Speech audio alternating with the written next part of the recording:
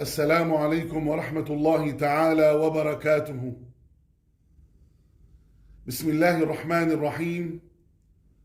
الحمد لله رب العالمين، وأفضل الصلاة وأتم التسليم على سيدنا محمد وعلى آله وأصحابه أجمعين. اللهم علمنا ما ينفعنا وانفعنا بما علمتنا وزدنا علما وفقها في الدين برحمتك يا أرحم الراحمين. اللهم أعطنا سؤلنا واقض لنا حوائجنا على الوجه الذي يرضيك عنا برحمتك يا أرحم الراحمين. أيها الإخوة الكرام، فوائد الطاعة وأضرار المعصية. أيها الإخوة الكرام، يقول ربنا سبحانه وتعالى في القرآن الكريم في سورة طه: فمن اتبع هداي فلا يضل ولا يشقى، ومن أعرض عن ذكري فإن له معيشة ضنكا. اللهم اجعلنا من عبادك المتبعين لهديك ولهدي رسولك سيدنا محمد صلى الله عليه وسلم برحمتك يا أرحم الراحمين. ويقول سيدنا محمد صلى الله عليه وسلم في الحديث الصحيح الذي أخرجه الإمام البخاري رحمه الله تعالى في صحيحه عن أبي هريرة رضي الله تعالى عنه أن رسول الله صلى الله عليه وسلم قال: كل أمتي يدخلون الجنة إلا من أبى. قيل: ومن يأبى يا رسول الله صلى الله عليه وسلم؟ قال: من أطاعني دخل الجنة ومن عصاني فقد أبى، أو كما قال عليه الصلاة والسلام. اللهم اجعلنا من عبادك المطيعين لك ولرسولك محمد صلى الله عليه وسلم برحمتك يا أرحم الراحمين. أيها الإخوة الكرام، قال سيدنا عبد الله بن عباس رضي الله تعالى عنهما وعن صحابة رسول الله صلى الله عليه وسلم أجمعين، يبين لنا فوائد الطاعة وأضرار المعصية، فيقول: إن الطاعة تجعل ضياء في الوجه ونورا في القلب. الله الله. تريد أخي الكريم أن ينور الله لك قلبك؟ نعم، أطع ربك. وبركة في العمر. تريد أن يبارك الله لك في عمرك؟ نعم، أطع ربك. وسعة في الرزق.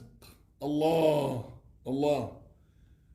تريد أن يوسع الله لك في رزقك؟ نعم، أطع ربك. وقوة في البدن. تريد أن يقويك ربك في بدنك وأن يديم عليك هذه القوة؟ نعم، أطع ربك. ويجعل الله محبة الناس لك في قلوبهم. يا سلام. تريد أن تكسب محبة الناس؟ نعم، أطع ربك. اللهم اجعلنا من عبادك المطيعين لك ولسيدنا محمد صلى الله عليه وسلم.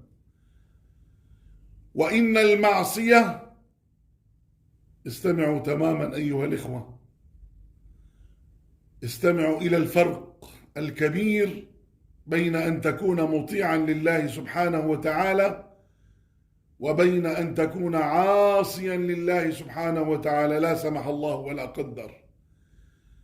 وإن المعصية تجعل سوادا في الوجه، نسأل الله السلامة، وظلمة في القلب، نسأل الله السلامة، وتمحق بركة العمر، نسأل الله السلامة، وضيقا في الرزق، نسأل الله السلامة، وضعفا في البدن، نسأل الله السلامة، ويجعل الله بغض الناس لك في قلوبهم، نسأل الله السلامة.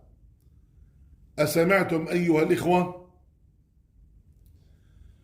أسمعتم إلى الفرق الكبير بين أن تكون مطيعا لله سبحانه وتعالى وبين أن تكون عاصيا لله سبحانه وتعالى لا سمح الله ولا قدر؟ أيها الإخوة الكرام، شتان شتان شتان بين طاعة الله سبحانه وتعالى ومعصيته. طاعة الله سبحانه وتعالى توصلك إلى عز، ومعصية الله سبحانه وتعالى توصلك إلى ذل. يا رب يا رب يا رب، اللهم يا ذا الجلال والإكرام، اللهم يا ذا الجلال والإكرام، اللهم يا ذا الجلال والإكرام، اللهم أعزنا بطاعتك ولا تذلنا بمعصيتك، اللهم أعزنا بطاعتك ولا تذلنا بمعصيتك، اللهم أعزنا بطاعتك ولا تذلنا بمعصيتك برحمتك يا أرحم الراحمين. اللهم اجعلنا من عبادك المطيعين لك ولرسولك سيدنا محمد صلى الله عليه وسلم برحمتك يا أرحم الراحمين.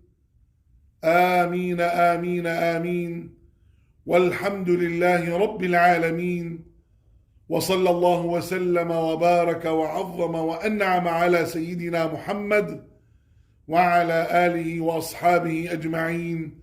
والسلام عليكم ورحمة الله تعالى وبركاته.